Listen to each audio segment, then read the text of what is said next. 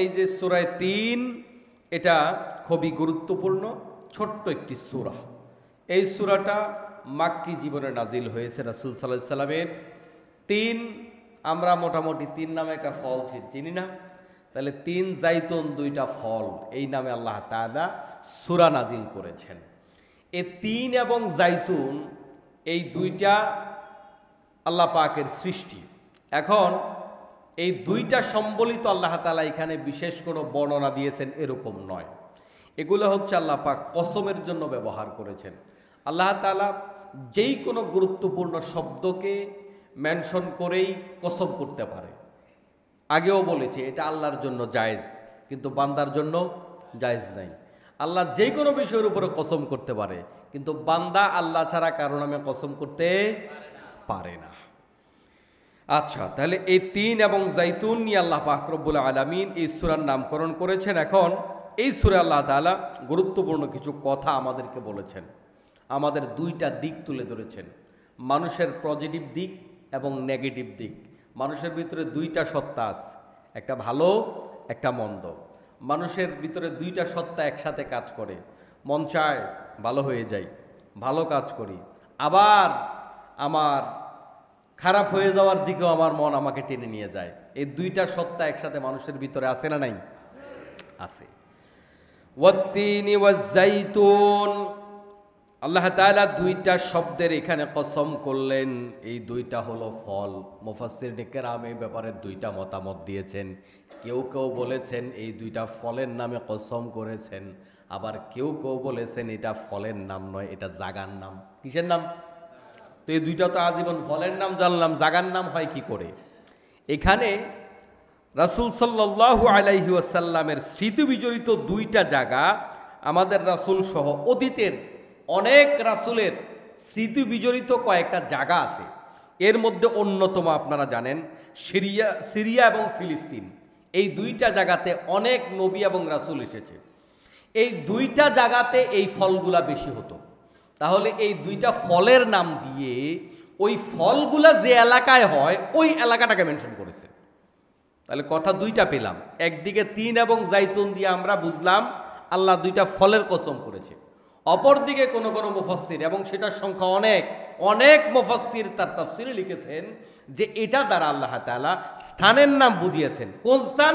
যেই স্থানগুলাতে এই ফলগুলা বেশি হয়। আর এই স্থানগুলাকে কেন আল্লাহ তাআলা সিলেকশন করলেন?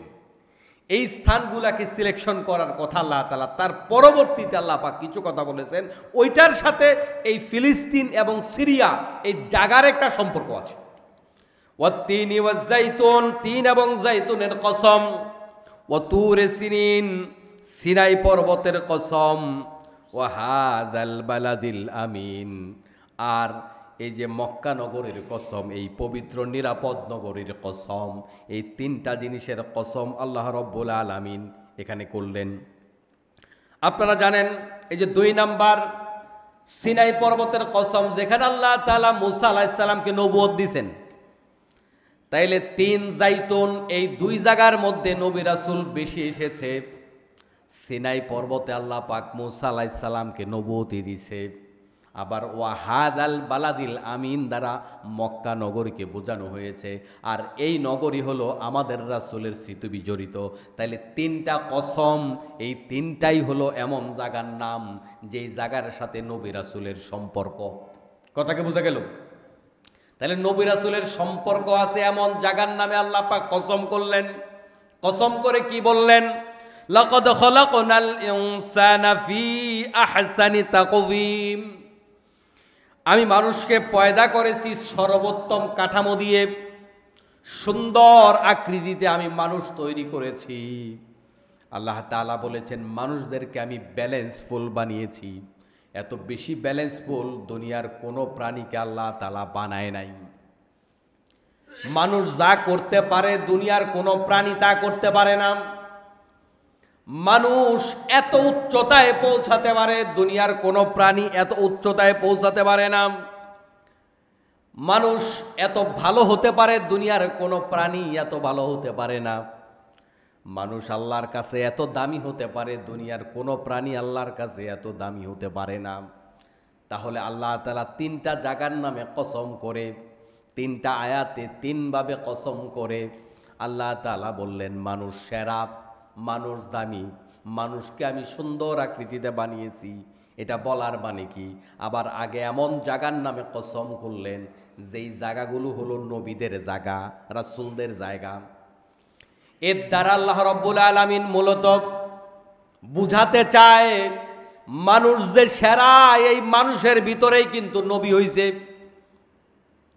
নবী কিন্তু জিন জাতির মধ্য থেকে হয় নাই, নবী কিন্তু গাছপালার ভেতরে হয় নাই, নবী কোনো জন্তু জানোয়ারের মধ্য থেকে হয় নাই। গোটা কুল কায়নাতের মধ্যে আল্লাহ পাকের পরে সবচাইতে সম্মানিত, সবচাইতে দামি যারা হতে পারে তারা হলো নবী রাসূল। আর ওই নবী রাসূল হইছে মানুষের মধ্য থেকে, অর্থাৎ মানুষ যে সেরা, ওই সেরার উদাহরণ হলো নবী রাসূল। মানুষ যে সেরা, এটার উদাহরণ কি? নবী রাসূল। আর সেটা কোথায় হয়েছে? মানে নবী রাসূল কোথায় হয়েছে? মানুষের ভিতরে হয়েছে। আমার মুসলমান ভাইরা, একটু সাউন্ডটা ঠিক করে দেন তো, আর একটু বাড়াই দেন। মোখলেস ভাই, সাউন্ডটা একটু বাড়াই দেন। আচ্ছা, তো আল্লাহ রাব্বুল আলামিন দেখেন নবী রাসূলদেরকে সেরা বললেন, আর নবী রাসূলদেরকে সেরা বুঝাবার জন্য তিনটা জায়গার কসম করলেন। এখানে এই মানুষ এত উচ্চতায় পৌঁছাতে পারে, খেয়াল করেন তো।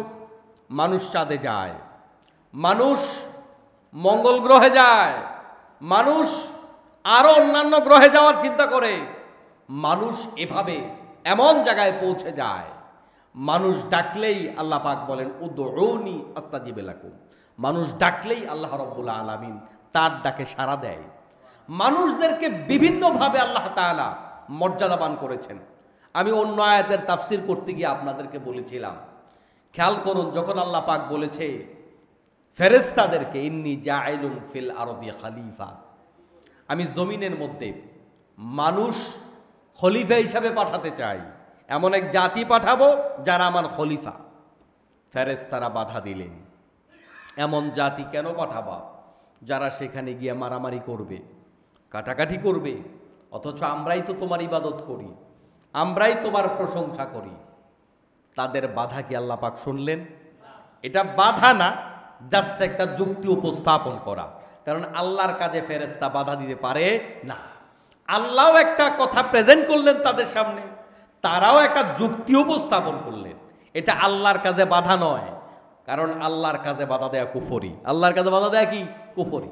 ফেরেশতা আল্লাহর কাজে বাধা দিতে পারে না, তবে অতীতের অভিজ্ঞতার আলোকে ফেরেশতা জানে যে এমন জাতি দুনিয়াতে ছিল যারা মারামারি, কাটাকাটি, ঝগড়া ফাসাদ করেছে। এই জন্য আল্লাহ পাকের কাছে উপস্থাপন করলেন, আল্লাহ এমন জাতিকে আবারও তুমি বানাইবা যারা সেখানে এগুলা করবে। আল্লাহ পাক বলে না, এরা আমার খলিফা, আমি যা জানি তোমরা তা জানো না। আগের জাতির মতো জাতি বানাবো না, এরা হবে সর্বশ্রেষ্ঠ, এরা জমিনের মধ্যে আমার খেলাফত কায়েম করবে। সুবহানাল্লাহ।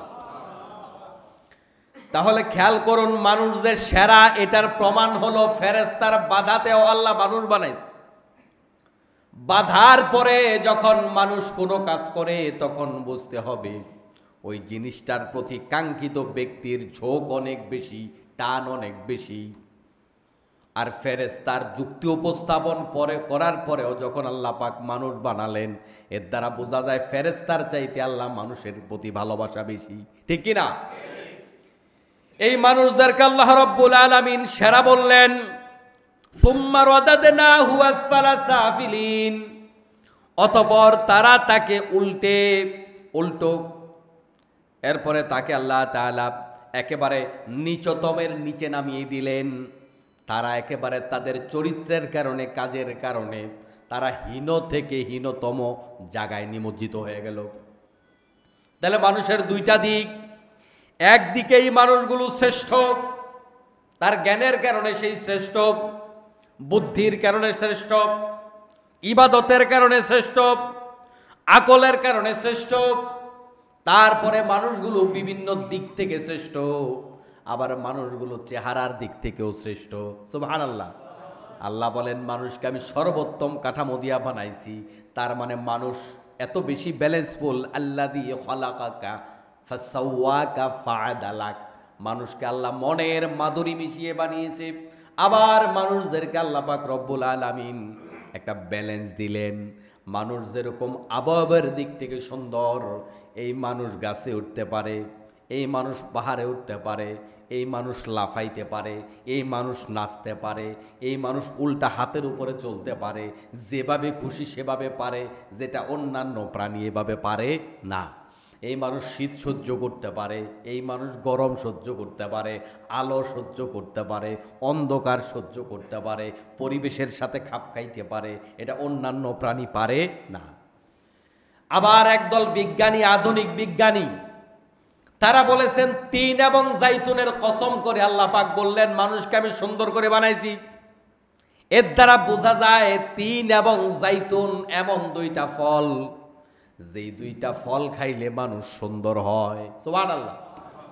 তিন এবং জাইতুনের উপর বিজ্ঞানীরা গবেষণা করেছে, গবেষণা করে তারা একটা মাত্রা নির্ধারণ করেছে, আর তারা সিদ্ধান্ত দিয়েছে কোনো মানুষ যখন এই তিন এবং জাইতুন এই দুইটা ফল খাবে, এই মানুষ সুন্দর থাকবে, সহজে সে বার্ধক্যে যাবে না।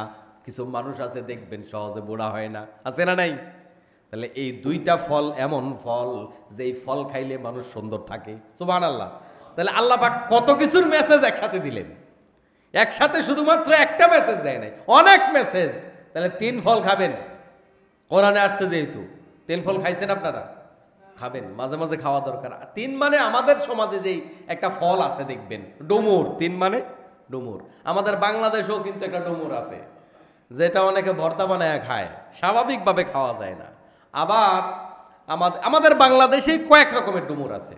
আবার আরেকটা তিন ফল বাংলাদেশে বিদেশ থেকে আসে, আমদানি হয়ে আসে, ওটা বেশ সুস্বাদু। কোরআনে যে জিনিসটা এসেছে সেই ফলটা একটু মাঝে মাঝে খেয়ে দেখা দরকার। আর এটা খাইলে যেহেতু কি থাকে, মানুষ জোয়ান থাকে, জোয়ান থাকা দরকার না? প্রত্যেকটা মানুষের দেখবেন একটা স্বাদ থাকে। জোয়ান যদি থাকতে পারতাম, চুল যদি না পাকতো, দাড়ি যদি না পাকতো, কত চেষ্টা করে কিন্তু যৌবন আটকায় রাখা যায় না, অনেক চেষ্টা করেও আটকায় রাখা যায় না। তবে মানুষ যদি রুটিন মাফিক জীবন যাপন করে তখন তুলনামূলক এই বার্ধক্যটা আস্তে আসে, এটা কিন্তু বাস্তবতা, অস্বীকার করার কোনো সুযোগ নাই। যে কারণে মানুষ যখন টেনশন বেশি করে তখন তাড়াতাড়ি বুড়ো হয়ে যায়, টেনশন বেশি করলে তাড়াতাড়ি চুলদাড়ি পেকে যায়।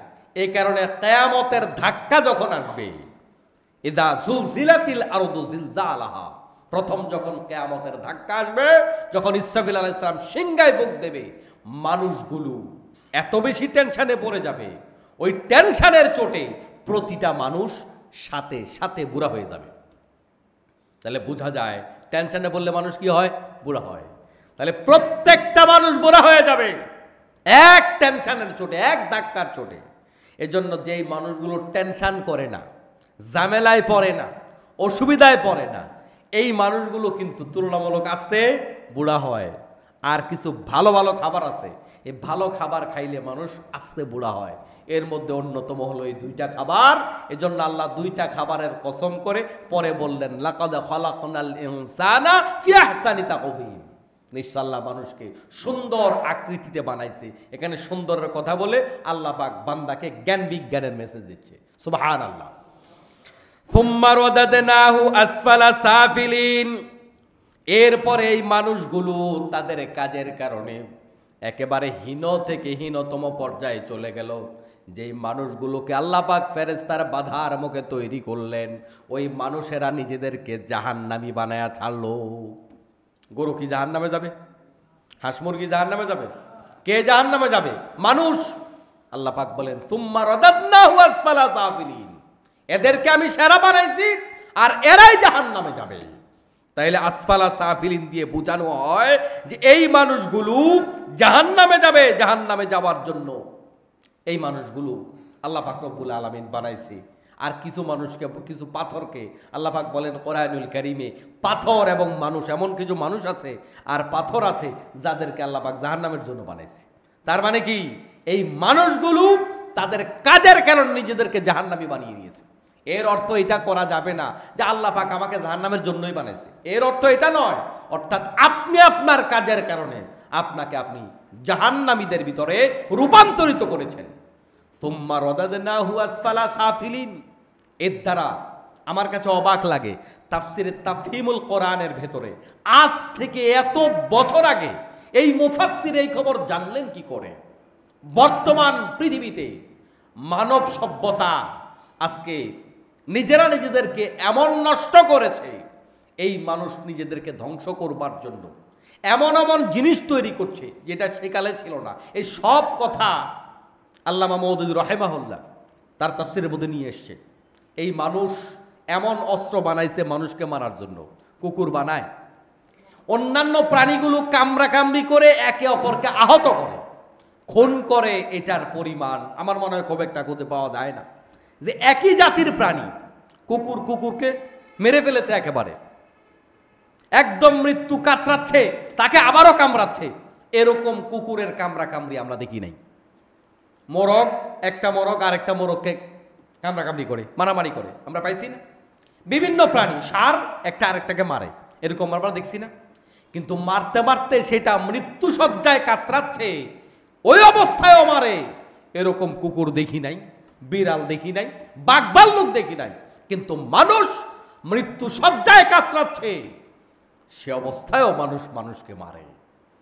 মানুষ মরে গেল কিনা এটা নিশ্চিত হওয়ার জন্য ওই মানুষটাকে আপনারা দেখেছেন না, পুলিশের গাড়ি থেকে উপর থেকে ফেলে দিয়েছে আধমরা একটা মানুষ, কি যেন নাম, সাবারেই তো, ইয়ামিন, ইয়ামিন, তাকে ফেলে দিয়েছে। কি বিভৎস চিত্র! যেই পুলিশ ফেলে দিল তার কি মনে ছিল না এরকম আমারও একটা সন্তান আছে? এটা কোনো জানোয়ার পারে না, জন্তু পারে না। এই সাবারেই তো জীবন্ত মানুষ মৃত মানুষ একসাথে ছিল, আর সেই মৃত মানুষ জীবন্ত মানুষকে একসাথ করে মৃত্যু নিশ্চিত করবার জন্য এই জীবন্ত মানুষগুলোকে পুড়িয়ে ফেলা হলো। এই সাবারেই তো, ঠিক না বলেন? এরপরে আবার কিছু লোক বলে ওদেরকেও নির্বাচনে নিয়ে আসো, ওদের নিষিদ্ধ করা যাবে না, ওদেরকে নিষিদ্ধ করবার জন্য ওই একটা ঘটনাই তো যথেষ্ট। এরকম হাজারো হাজারো ঘটনা ঘটিয়েছে, লাখো লাখো মায়ের বুক খালি করেছে।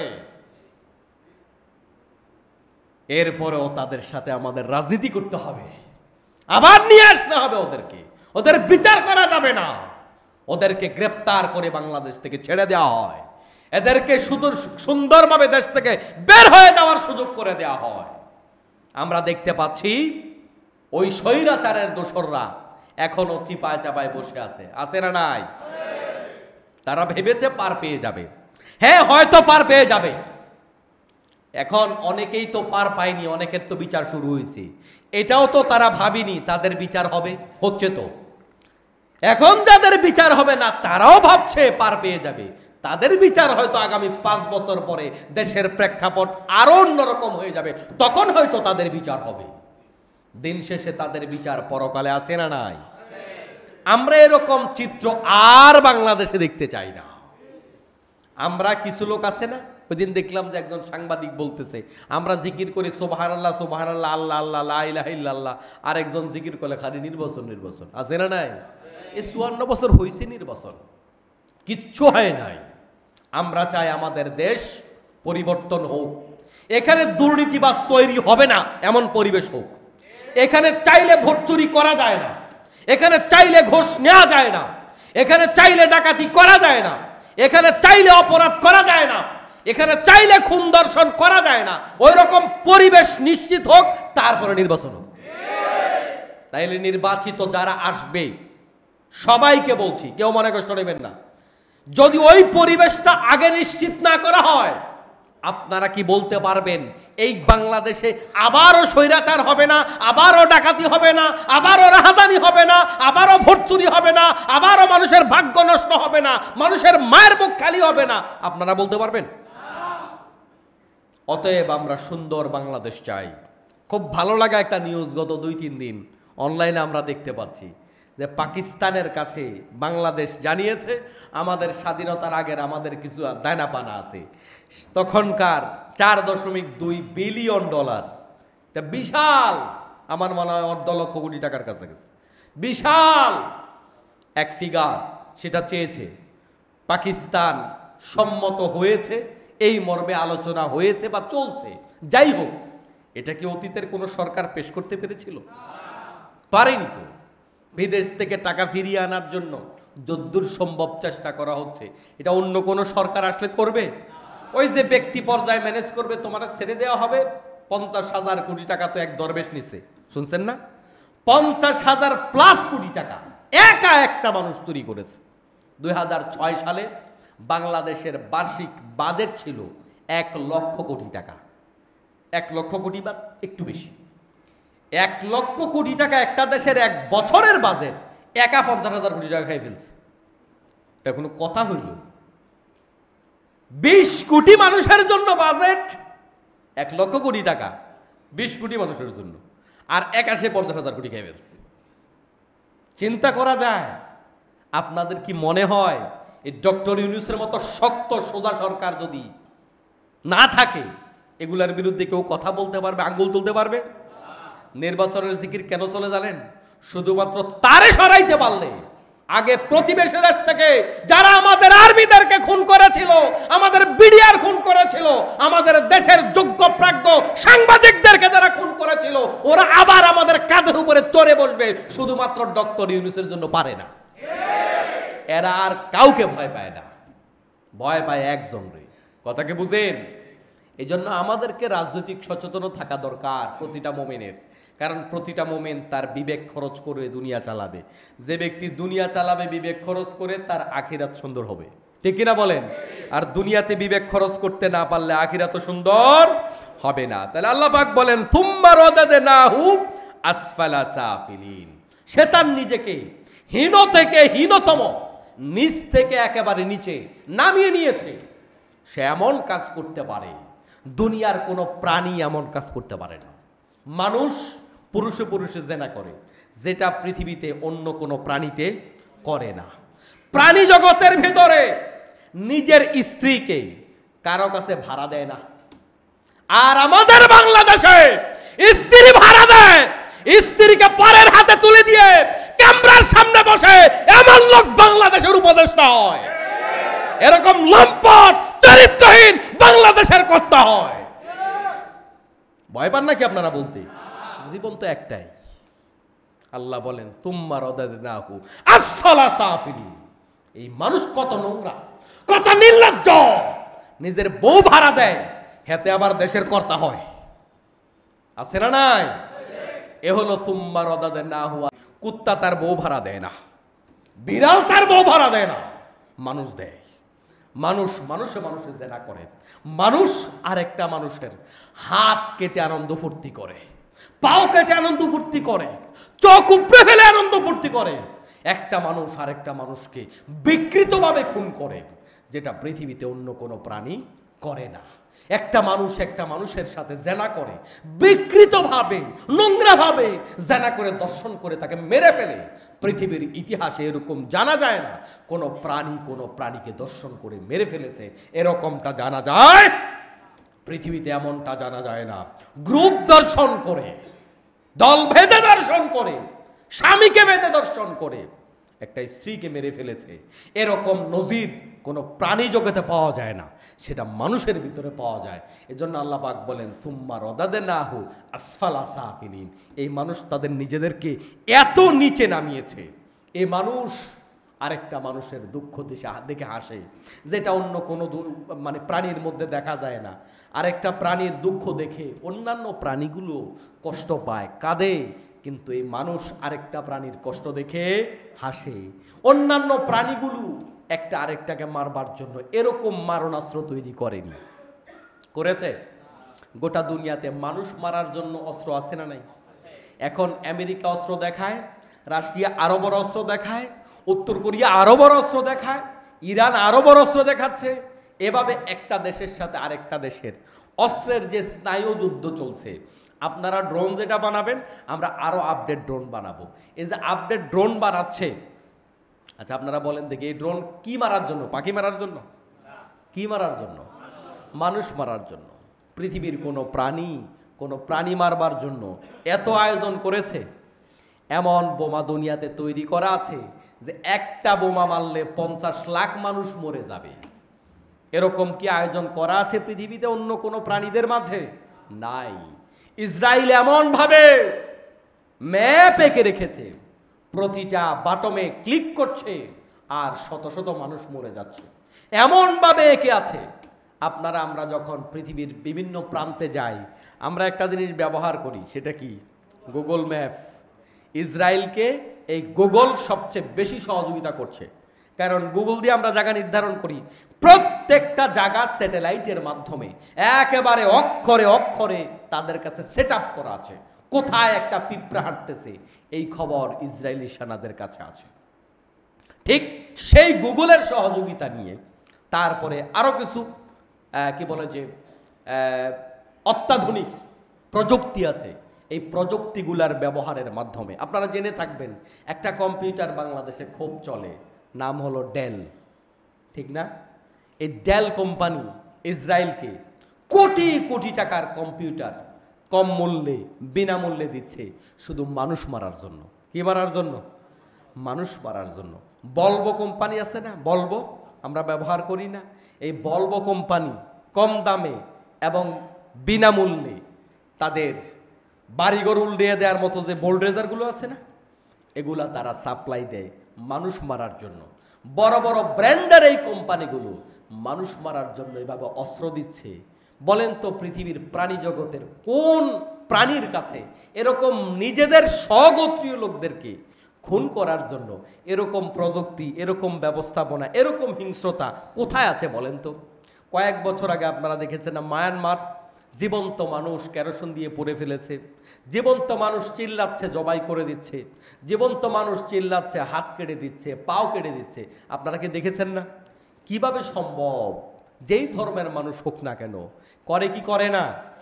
আর আমাদেরকে গত 16 বছর ধরে যারা বেশি বেশি সবক দিছে, পড়ালেখা দিছে আর কি, পাশের দেশের প্রতিবেশী যারা আমাদেরকে সংখ্যালঘু নির্যাতন না করার সবক দেয়, গত একটি সপ্তাহে 100 বছরের পুরাতন বেশ কয়েকটা মসজিদ ওই ভারত ভেঙেছে। ঠিক কিনা বলেন? যারা বাংলাদেশে কোনো হিন্দু বাড়িতে আগুন লাগলে টকশো গরম করে ফেলে, টিভির পর্দায় হুঙ্কার ঝাড়ে, আমরা কোনো হিন্দু বাড়িতে আগুন লাগুক আমরা চাই না। তবে বাংলাদেশে পর্যন্ত যেই সমস্ত সংখ্যালঘু নির্যাতন হয়েছে, দুইটা কারণে হয়েছে। একটা রাজনৈতিক কারণে। তো রাজনৈতিক কারণে যদি কেউ কারো বাড়িতে আগুন লাগায়, এটা তো সংখ্যালঘু নির্যাতন বলা যায় না, কারণ একটা হিন্দু বাড়িতে আগুন লাগলে তার এগেনিস্টে 10টা মুসলমান বাড়িতে আগুন লাগছে। অতএব এটা তো সংখ্যালঘু নির্যাতন নয়, এটা রাজনৈতিক নির্যাতন। এরা এটা করেছে, এদের বিপরীত পক্ষ এটা করছে। আমরা এই সমস্ত মব জাস্টিস আমরা এটা পছন্দ করি না, আমরা এটাকে স্বাগত জানাতে পারি না। আমরা বিবেকবান মানুষ হিসাবে এটাকে আমরা কি বলে সমর্থন করতে পারি না। কিন্তু এরপরেও কোথায় হচ্ছে? আগে এরা করেছে, এখন ওরা এদেরকে করছে। এরা ওদের বাড়ি ভেঙেছে, ওরা এদের বাড়ি ভাঙছে। তাও বাড়ি কয়টা ভাঙছে? সরকারি খরচায় সাতক্ষীরায় বোল্ডরেজার দিয়ে বিরোধী দলের লোকদের বাড়িঘর ভেঙে দেওয়া হয় নাই? এই মানুষ আশরাফুল মাখলুকাত, কেবল হিন্দু বৌদ্ধ খ্রিস্টানরা নয়, মুসলমানরাও ঈমান আনার পরে এমন নিচে নেমে গেছে। এর অর্থ হলো সুম্মা রাদাদনাহু আসফালা সাফিলিন। আল্লাহ বলে, বান্দা তোরে এত সম্মানিত করে বানালাম। কোরআনুল কারীম আল্লাহ রাব্বুল আলামিন বলেন, আল্লাহ তাআলা এই বান্দাদেরকে সৃষ্টি করার পরে তিনি নিজে সম্মান করেন, আল্লাহ বান্দাকে সম্মান করেন। ওই বান্দা মুসলমান হওয়ার পরেও মুসলমানের বাড়ি ভাঙে রাজনৈতিক কারণে, আছে না নাই? তাহলে একটা রাজনৈতিক কারণে। আরেকটা কি কারণে বলছিলাম? সংখ্যালঘুদের বাড়িঘর ভাঙে। আরেকটা কারণ হলো ওই সংখ্যালঘুদের একটা অংশ, স্বৈরাচারের একটা অংশ আলেম ওলামাদেরকে জঙ্গি বুঝাবার জন্য নিজেরা নিজেদের বাড়িঘর ভাঙ্গা তারপরে হুজুরদেরকে দোষারোপ করে, আছে না নাই? এরপরে পত্রিকায় হেডলাইনে আসবে, আমেরিকায় গিয়া নালিশ করছিল এক মহিলা গত বছর আগে, মনে আছে নাকি আপনাদের? ট্রাম্পের কাছে নালিশ করছিল গিয়া, আগের টার্ম যখন টার্ম ক্ষমতায় আসছিল নালিশ করেছে। এই নালিশ করবার জন্য এই ঘটনাগুলা ঘটায়। এখন গত সপ্তাহ 10 দিন ধরে ওয়াকফ আইন কার্যকরের নামে মুসলমানদের যে বাড়িঘর ভেঙেছে, পুরাতন মসজিদ ভেঙেছে, মাদ্রাসা ভেঙেছে, এটার প্রতিবাদ করতে বাংলাদেশের কোন সুশীলকে দেখেছেন? দেখছেন? এখন এগুলা গোবর মুখে দিয়া বসে আছে। কথা কি বুঝতে পেরেছেন? কারণ এরা গোবর খাওয়া সমর্থন করে, তো এখন গোবর মুখে দিয়ে বসে আছে, কথা বলে না। তার মানে আল কুফরু মিল্লাতুন ওয়াহিদুন, সব কুফরি জোট এক, ওদের টার্গেট মুসলমান মারো। হিন্দু শত্রু না, বৌদ্ধ শত্রু না, খ্রিস্টানও শত্রু না, এমনি কয় আমি অ্যাথিস্ট, আমি নাস্তিক, আল্লাহ বলতে কিচ্ছু নাই। তো আল্লাহ বলতে কিচ্ছু যদি নাই থাকে, সৃষ্টিকর্তা বলতে যদি কিচ্ছু নাই থাকে, হিন্দুদের বিরুদ্ধে বলে না, বৌদ্ধদের বিরুদ্ধে বলে না, কয় আমি কোনো ধর্ম মানি না। হিন্দু বৌদ্ধ খ্রিস্টান কোনো ধর্মের বিরুদ্ধে বলে না, ধর্ম মানি না বলে মুসলমান ধর্মের বিরুদ্ধে বলে। খেয়াল করছেন? জাতে মাতাল তালে ঠিক বলে আমি কোনো ধর্ম মানি না, আমি স্রষ্টা মানি না, কোন ধর্মের বিরুদ্ধে বলবে না, সবটা বলবে ইসলাম ধর্মের বিরুদ্ধে। হিন্দু বললে ওর মেজাজ খারাপ হয়, মুসলমান বললে ওর ভিতরে লাগে না, আছে না নাই? তাহলে আল্লাহ পাক যে মানুষদেরকে শ্রেষ্ঠত্ব দিয়েছে বিবেকের কারণে, ওই বিবেকটা হারিয়ে মানুষ বিবেকহীন হয়ে জন্তু জানোয়ারের চাইতে নিকৃষ্ট হয়ে যায়। সুম্মা রাদাদনাহু আসফালা সাফিলিন, আল্লাহ বলে মানুষ এভাবে নিজেদেরকে নিকৃষ্ট বানায়। কোরআনুল কারীমের আরেকটি আয়াত, যেটা আপনারা বিভিন্ন সময় নিজেরা পড়েছেন শুনেছেন, লাহুম কুলুবুল লা ইয়াফকাহুনা বিহা ওয়া লাহুম আয়ুনুল লা ইউবসিরুনা বিহা ওয়া লাহুম আযানুল লা ইয়াসমাউনা বিহা উলাইকা কাল আনআমি বাল হুম আদাল। আল্লাহ পাক বলেন যাদের বিবেক আছে কিন্তু বিবেক খরচ করে না, চোখ দিয়ে সত্য দেখে না, কান দিয়ে সত্য শোনে না, সত্য শুনে মিথ্যা সাক্ষী দেয়, উলাইকা কাল আনআমি বাল হুম আদাল, এরা জন্তু জানোয়ার, বরং তার চাইতে ওরা আরো বেশি নিকৃষ্ট। এই জন্য আমার মুসলমান ভাইয়েরা, এই মানুষ যেমন সেরা, এই মানুষেরা এই সেরাদের চাইতে পরবর্তীতে তাদের কাজের মাধ্যমে এরা এত নিচে নেমেছে যত নিচে পৃথিবীতে কোনো প্রাণী জন্তু জানোয়ার নামে না। এই মানুষদেরকে আল্লাহ পাক সেরা বানিয়েছে। এই মানুষেরা উলঙ্গ হয়ে কাবা শরীফ তাওয়াফ করে, এটা হচ্ছে আসফালা সাফিলিন। যে কত নিকৃষ্ট হলে এমন করতে পারে। আপনারা পাশের দেশে দেখেছেন এই মানুষগুলো আল্লাহকে পাওয়ার জন্য পুরুষের পুরুষাঙ্গের পূজা করে, ল্যাংটা হইয়া। নাউজুবিল্লাহ বলবেন না? এটা হচ্ছে আসফালা সাফিলিন, এটাও তাফসিরে এসেছে, আমি বানিয়ে বলছি না। যে মানুষ নিকৃষ্ট কেমনে হলো, কত নিচে নামলো, আল্লাহকে পাওয়ার জন্য মানুষ, এমনও ধর্ম বিশ্বাসী আছে আল্লাহকে পাওয়ার জন্য দর্শন করে, আল্লাহকে পাওয়ার জন্য জেনা করে, আল্লাহকে পাওয়ার উদ্দেশ্যে। এই জন্য আল্লাহ পাক বলেন এরা এত নিচে নেমেছে, এরা ল্যাংটা হয়ে কাবা শরীফ তাওয়াফ করে, এরা একজন ল্যাংটা হয় বাকিরা তারে পূজা করে, বাকিরা তার লিঙ্গের পূজা করে, তারে পূজা করে, এরকম না। আমাদের পাশের দেশে ল্যাংটা হওয়া এটা কোনো ফ্যাক্ট না, এটা ব্যাপারই না।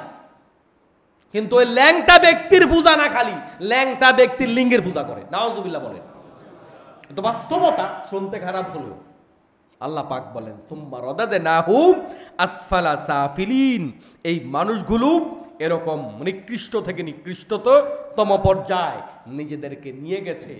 এই মানুষদেরকে আল্লাহ পাক কত সুন্দর করে বানাইছে, আর এরা সার্জারি করে কুত্তা হইতে চায়। দেখছেন না দুনিয়াতে বিভিন্ন জায়গায় রিপোর্ট, যে সার্জারি করে নিজের মুখটা কুকুরের মতো বানাইছে, সার্জারি করে নিজের মুখটা বিভিন্ন জন্তুর মতো বানাইছে, সার্জারি করে নাক ছিদ্র করে, কান ছিদ্র করে, ঠোঁট ছিদ্র করে, ঠোঁট লম্বা করে, কান টেনে এরকম লম্বা করে, বিভিন্নভাবে নাক সেপ্টা করে, ঠোঁট এত মোটা করে, এবং এগুলা করে অনেকে অসুস্থ হয়ে মারাও গেছে। আল্লাহ রাব্বুল আলামিন আমাদেরকে বললেন কি, যে আমি তোমাদেরকে সুন্দর করে বানিয়েছি, লাকাদ খালাকনাল ইনসানা ফি আহসানি তাকওয়িম, বান্দা তোমারে সুন্দর করে বানাইলাম। বান্দার এই সুন্দর ভাল লাগে নাই, বান্দা কুত্তার মতো হইতে চায়। নাউজুবিল্লাহ বলবেন না? এটাই হলো সুম্মা রাদাদনাহু আসফালা সাফিলিন, এরা নিকৃষ্ট হতে চায়, নিকৃষ্ট হয়ে গেছে। ইল্লাল্লাযীনা আমানু ওয়া আমিলুস সলিহাতি ফালাহুম আজরুন গায়রু মামনুন, ওই সমস্ত মানুষ ছাড়া যারা ঈমান আনয়ন করে এবং নেক আমল করে, যারা ঈমান আনে আর নেক আমল করে, আল্লাহ রাব্বুল আলামিন বলেন তারা ছাড়া বাকিরা নিকৃষ্ট। আর তাদের জন্য রয়েছে আল্লাহ পাকের কাছে এমন পুরস্কার, যে পুরস্কার কোনোদিন শেষ হবে না। সুবহানাল্লাহ। আমাদের সকল সম্পদের সবচেয়ে নেগেটিভ দিক হলো এই শেষ হয়ে যাওয়ার ভয়। খুব মিষ্টি একটা চকলেট, ছোটকালে দেখবেন একটা চকলেট কিংবা দামি একটা চকলেট আনকমন পাইছে, এটা একটু একটু করে খায়, শেষ নি হইয়া যায়, ঠিক নেই? দেখছেন না আপনারা এরকম? নাকি আপনারা ছোটকালে করেন নাই এরকম? মজার কোনো খাবার পাইলে আমরা এরকম করছি না? শেষ তো হয়ে যাচ্ছে, তো তখন একটু একটু করে খায়। আমরাও তো করছি এরকম, তাই না? তাহলে দুনিয়ার মজার একটা নেগেটিভ দিক, একটা হতাশার দিক, মজাটা শেষ হওয়ার সম্ভাবনা আছে। আপনি বাড়ি করছেন, গাড়ি করছেন, যা করছেন, নষ্ট হওয়ার সম্ভাবনা আসেনি? ভূমিকম্পে ভেঙে যাওয়ার সম্ভাবনা আছে কিনা? টাকা পকেটে আছে, ডাকাতি হওয়ার সম্ভাবনা আছে কিনা? মোবাইল আছে, চুরি হওয়ার সম্ভাবনা আসেনি? বউ আছে, আরেকজনের লাগে ভাগ্যা যাওয়ার সম্ভাবনা আসেনি? আছে তো। তাহলে দুনিয়ার সব আরাম, সুখ, সৌন্দর্য, অর্থ, সম্পদ, সব কিছুর ভিতরে একটা ভয়, সেটা হারাবার ভয়, হারিয়ে যাওয়ার ভয়, শেষ হয়ে যাওয়ার ভয়। আল্লাহ পাক বলেন, ইল্লাল্লাযীনা আমানু ওয়া আমিলুস সলিহাত, যারা ঈমান আনেছে, নেক আমল করেছে, ফালাহুম আজরুন গায়রু মামনুন, এমন জাযা তাদেরকে আল্লাহ পাক দিবেন যেটা হারাবার আর ভয় থাকবে না, ফুরিয়ে যাওয়ার ভয় থাকবে না, যে খাইতে খাইতে শেষ। আল্লাহ পাক এমন পুরস্কার দিবেন যেটা শেষ হওয়ার ভয় থাকবে না। শেখ হাসিনার শেষ হওয়ার ভয় ছিল না? ছিল না? ট্রাম্পের শেষ হওয়ার ভয় আছে না নাই? গত সপ্তাহে শুনেছি ট্রাম্পকে খুন করার পরিকল্পনা করেছিল এক যুবক, তাকে গ্রেপ্তার করা হয়েছে। তাহলে যত বড় ক্ষমতাধর হোক না কেন, তার এটা হারাইয়া যাবার, শেষ হয়ে যাবার, ক্ষতি হয়ে যাবার ভয় আছে না নাই? আর পাশের দেশে চাওয়ালার তো মাথা খারাপ হয়ে গেছে, কারণ ইউনূস সরকার কইছে জুনের ভিতরে এই যে বাংলাদেশের সেনা হত্যা, বিডিআর বিদ্রোহের নামে যে সেনা হত্যা, সেটা প্রতিবেদন একদম ভালোভাবে উপস্থাপন করা হবে। এর মাধ্যমে গোটা দুনিয়ার কাছে ওই চাওয়ালা হেরে যায় কিনা ভয় আছে না নাই? তাহলে সব সুখের পিছনে একটা ভয় কাজ করে, এই সুখটা নিয়ে হারিয়ে যায়, সুখটা নিয়ে শেষ হয়ে যায়। আল্লাহ পাক বলে, আমি এমন জিনিস দেব যেই সুখ কোনোদিন শেষ হবে না। ফামা ইউকাযযিবুকা বা'দু বিদ্দিন, কাজেই হে নবী, এর পর পুরস্কার ও শাস্তির ব্যাপারে কে তোমাকে মিথ্যাবাদী বলতে পারে? আলাইসাল্লাহু বিআহকামিল হাকিমিন, আল্লাহ কি সব শাসকের চাইতে বড় শাসক নয়? আল্লাহ কি সব চাইতে বড় বিচারক নয়? তার মানে আমরা যারা দুনিয়াতে হতাশ, আমরা যারা দুনিয়াতে মাজলুম, আল্লাহ আমাদেরকে আশার বাণী শোনায়, তোমরা যদি ঈমান আর নেক আমল করতে পারো, দুনিয়াতে হতাশ হলো তোমাদের জন্য আখিরাতে বিচার রেডি, আখিরাতে তোমাদের জন্য পুরস্কার রেডি। সুবহানাল্লাহ। আল্লাহ কি সব বিচারকের চাইতে সেরা বিচারক নয়? তার মানে হচ্ছে এই, আপনি যতটা ঠকেছেন আল্লাহ আপনাকে ততটা জিতিয়ে দিবে, আপনি যতটা ক্ষতিগ্রস্ত আল্লাহ আপনাকে ততটা পুষিয়ে দিবে, আপনি যত কষ্টে ছিলেন আল্লাহ আপনাকে তত সুখে রাখবে। দুনিয়াতে যার কষ্ট যত, আখিরাতে তার পুরস্কার তত। আল্লাহ ইনসাফপূর্ণ বিচার করবেন, আল্লাহ কারোর উপর জুলুম করবেন না। আপনি অল্প করেছেন, ফামাই ইয়ামাল মিসকালা যাররাতিন খায়রান ইয়ারা ওয়া মান ইয়ামাল মিসকালা যাররাতিন শাররান ইয়ারা। অল্প করেছেন সেটার পুরস্কারও পাবেন, বেশি করেছেন সেটার পুরস্কারও পাবেন। আপনি যা করবেন নেক, যা করবেন বদ, সবটাই পাবেন। আমার মুসলমান ভাইয়েরা, তাহলে সূরা ৩-এর উপরে আমাদের একটা ধারণা হলো, এই বিষয়ের থেকে আমরা শিক্ষা গ্রহণ করব, আমল করব। একটা বিষয়ে স্পেশালি দৃষ্টি আকর্ষণ করতে চাই, সেটা হচ্ছে এই, আপনারা দেখেছেন বাংলাদেশের বিভিন্ন জায়গায় কোকাকোলা, কেএফসি, বাটা, এই সমস্ত জায়গায় হামলা হয়েছে, দেখছেন না আপনারা? এই হামলাগুলো যখন হয়, অনেকেই ফেসবুকে লিখেছে অমুক জায়গায় আছে, তমুক জায়গায় আছে, আসেন। আমরা কিন্তু এগুলার প্রতিবাদ করেছি। অনেকে বলেছে আপনারা বেশি সুশীল, এখন ফেসবুকে সুশীল শব্দ বেশি চলে, অনলাইন মিডিয়া, ইউটিউবে খুব চলে। আমরা সুশীল এই 2 দিন পরে টের পাওয়া গেল, এগুলা আমেরিকার কাছে প্রেজেন্ট করেছে, এবং আমেরিকার মুখপাত্র যিনি, তিনি কিন্তু এটা নিয়ে গতকালকে ব্রিফ করেছে। এজন্য আমরা জানতাম এগুলা নিয়ে কথা আসবে। তুরস্ক সহ পৃথিবীর বিভিন্ন রাষ্ট্রগুলাতে কেএফসি সহ, কোকাকোলা সহ এই কোম্পানিগুলো বিভিন্ন জায়গায় এরা ঋণগ্রস্ত হয়ে গেছে, এরা দেনা হয়ে গেছে, ব্যবসা ক্লোজ করতেছে শুধুমাত্র বয়কটের কারণে। আপনি বয়কট করলেই তো যথেষ্ট, আপনি ভাঙতে গেলেন কেন? এটার কারণে পরিবেশ নষ্ট হয়, এটার কারণে বাংলাদেশকে জঙ্গিবাদ প্রমাণ করার চেষ্টা করা হয়, এবং কোথা থেকে ওসামা বিন লাদেনের একটা ছবি নিয়ে ট্রাম্পের হাতে দিছে। কথা কি বুঝতে পারছেন? যে বাংলাদেশে ওই মিছিলের ভিতরে ওসামা বিন লাদেনের ছবি পাওয়া গেছে। আপনারা বুঝতে পারতেছেন? এই জন্য আবেগ দিয়া কাজ করা যাবে না। প্রতিটা অন্যায়ের প্রতিবাদ আমরা করব, কিন্তু এমন কাজ করবেন না যেটার কারণে উল্টা আমরা মুসলমানরা ক্ষতিগ্রস্ত হয়ে যাব। এটাও তো আমাদের এড়িয়ে যাবার কোনো সুযোগ নাই। আমাদের আশপাশের রাষ্ট্রগুলো নিয়ে আমাদের চলতে হবে না? আমেরিকাকে ছাড়া কি আপনি চলতে পারবেন? আমাদের একটা ছোট্ট রাষ্ট্র, আমাদের রপ্তানির একটা বড় বাজার, পোশাকের রপ্তানির বড় বাজার আমেরিকা। অতএব কৌশলে সব কাজই করতে হবে, আমেরিকার বিরুদ্ধেও বলতে হবে, সেটা কৌশলে, সব কাজ কৌশলে হবে। এটার অর্থ সুশীল না। আপনি আপনার পিঠ বাঁচাইতে তো হবে, আপনার জান বাঁচাইতে হবে, দেশ বাঁচাইতে হবে, বাঁচাইয়া আপনি কাজ করতে হবে। আপনি এমন যুদ্ধে নামলেন আপনার অস্তিত্ব থাকবে না, এটা কি উচিত নাকি? না, মোটেও না। এজন্য আমাদের প্রতিটা অন্যায়ের প্রতিবাদের ভিতরে যেন আমাদের কি বলে যে একটা সৌন্দর্য থাকে, এটার ভিতরে যেন উগ্রতা না থাকে, এটার ভিতরে যেন এখলাস থাকে, এটার ভিতরে যেন লোভ না থাকে। আপনি এখানে বাটা ভাঙতে গিয়া বাটা জুতো চুরি করে নিয়ে গেলেন, এটা কি হইল? করেছে না? অনেকে করেছে না? আল্লাহ রব্বুল ইজ্জাত আমাদের সবাইকে হেফাজত করুন, আমিন। আমাদের দেশ কবুল করুন, আমাদের কবুল করুন, আমাদের ইখলাস বাড়িয়ে দিন, আমাদের তাকওয়া বাড়িয়ে দিন। আল্লাহ তাআলা আমাদের সবাইকে মুমিন হিসেবে কবুল করুন, আমিন। হাদা মা ইনদি ওয়াল ইলমু ইনদাল্লাহি আলাইহি তাওয়াক্কালতু ওয়া ইলাইহি উনীব। আসসালামু আলাইকুম ওয়া রাহমাতুল্লাহ।